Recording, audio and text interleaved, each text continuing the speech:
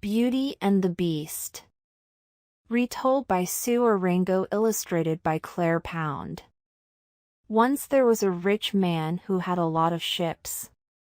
He lived in a big white house by the sea. He had 3 daughters and 3 sons. His daughters were all beautiful. But the most beautiful was the youngest daughter, and because she was so beautiful, everyone called her Beauty. Beauty was a kind and clever girl. She loved reading. Her 2 older sisters were not as nice as Beauty. They were often nasty to her. And they laughed at her, because she loved books. They only liked to wear fine clothes and go to parties.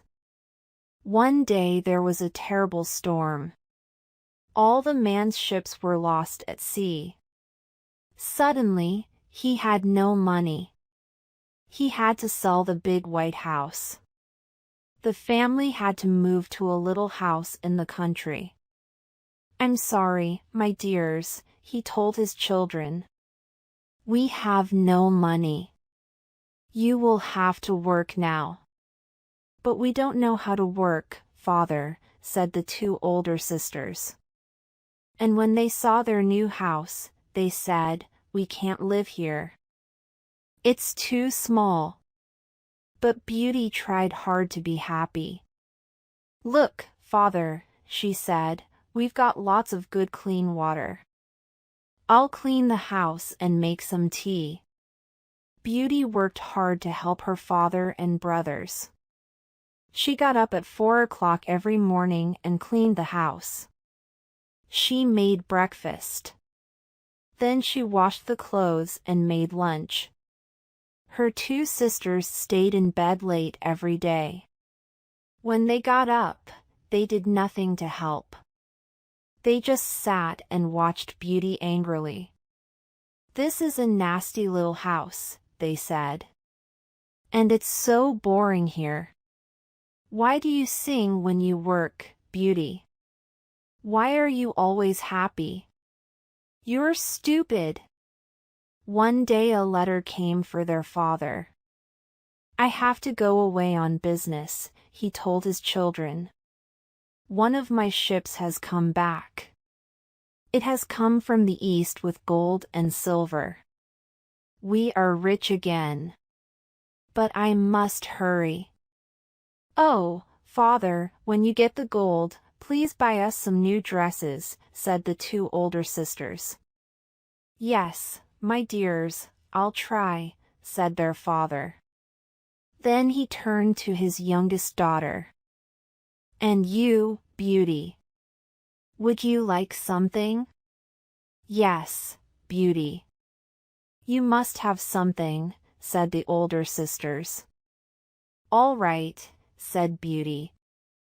"I would like a rose. I haven't seen a rose for a long, long time."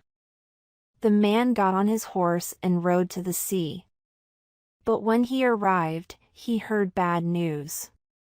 "Your gold and silver has gone," said his friend. "And your ship has holes in it." "I have no money to mend my ship," said the man sadly. "So I must leave it." Then he remembered his daughters. He looked in his pocket and found a few coins. "I can't buy fine dresses," he said, "but I must buy something for them." So he bought 2 cheap little bags from an old woman. Then he tried to buy a rose for Beauty. But the flower girl did not have any.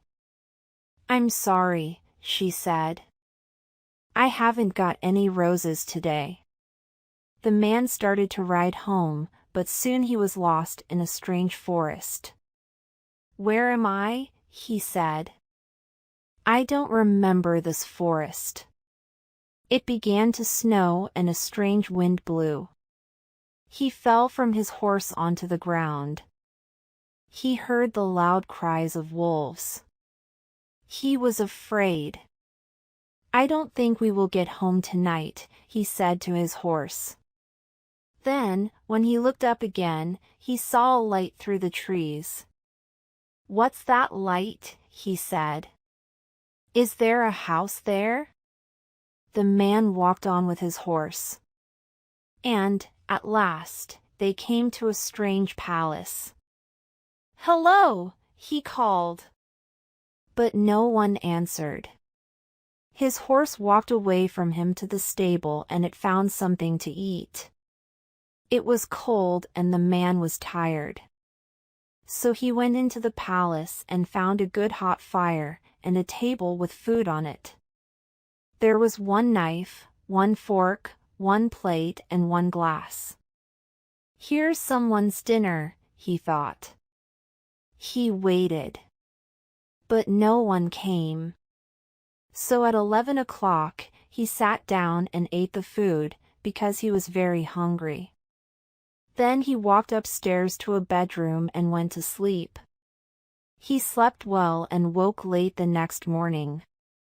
"Where am I?" he thought. Then he remembered. He got up but he could not find his clothes. Then he saw some very fine trousers on a chair. And a very fine shirt, a coat and a beautiful pair of boots. He smelt coffee and saw some breakfast on a table. He drank the coffee, ate the breakfast and looked out at a little garden. "That's strange," he thought. "The sun's shining now. But last night there was snow. I think I will go and pick one of those beautiful roses for Beauty before I leave."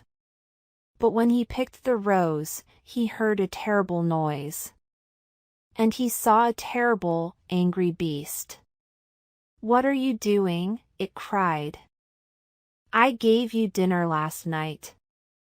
I gave you fine clothes and a good breakfast. Now you come into my secret garden and try to steal my roses. You must die for this."